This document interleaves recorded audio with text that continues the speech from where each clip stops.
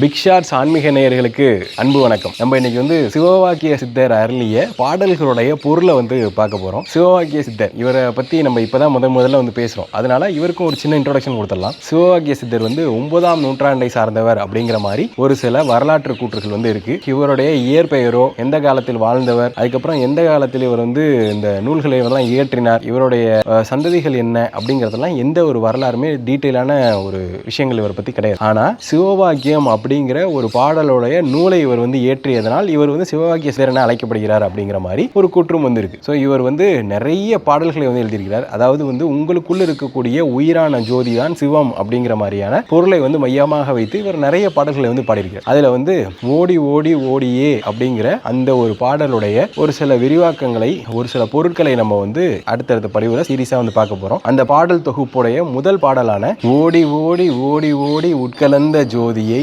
நாடி நாடி நாடி நாடி நாட்களும் கழிந்து போய் வாடி வாடி வாடி வாடி மாண்டு போன மாந்தர்கள் கோடி கோடி கோடி கோடி எண்ணென்ற கோடியே அப்படிங்கிற மாதிரி முதல் பாடல் வந்து அமையும். இந்த முதல் பாடலுக்கான பொருள் என்ன பாத்தீங்கன்னா, நமக்குள் இருக்கக்கூடிய அந்த ஜோதியான உயிரே சிவம், அந்த சிவத்தை, அந்த இறை அருளை நம்ம வந்து வெளியில தேடி ஓடி வாடி மாண்டு போன மனிதர்கள் கோடி அப்படிங்கிற மாதிரியான அர்த்தத்தை வந்து உள்ளடக்கியது இந்த முதல் பாடல். இதை நீங்க வந்து உட்கார்ந்து ஆராய்ஞ்சு பார்த்தீங்க அப்படின்னா அவ்வளோ அர்த்தம் வந்து விளங்கும். நம்ம வந்து தியானம் பண்ணி நமக்குள்ள இருக்கக்கூடிய அந்த இறையருளை நம்ம வந்து உணர வேண்டும் அப்படிங்கிறத இந்த முதல் பாடல் மூலியமா அவர் வந்து சொல்லியிருப்பாரு. அடுத்தடுத்து வரக்கூடிய இந்த 20 பாடல்களையும் நம்ம இந்த மாதிரி விரிவாக்கம் செய்து எந்த அளவுக்கு நம்மளால அதை மனப்பாடம் பண்ணி உங்களுக்கு வந்து நான் சொல்ல முடியுமோ அதை வந்து சொல்லி அதோடைய பொருளையும் நம்ம வந்து அடுத்த பதிவுல வந்து பார்க்கலாம். நீங்க சிவவாக்கிய சித்தருடைய அந்த பாடல்களை வந்து கேட்டிருக்கீங்களா அப்படிங்கிறத நம்ம வீடியோ கீழே கமெண்டா வந்து கொடுங்க. நன்றி.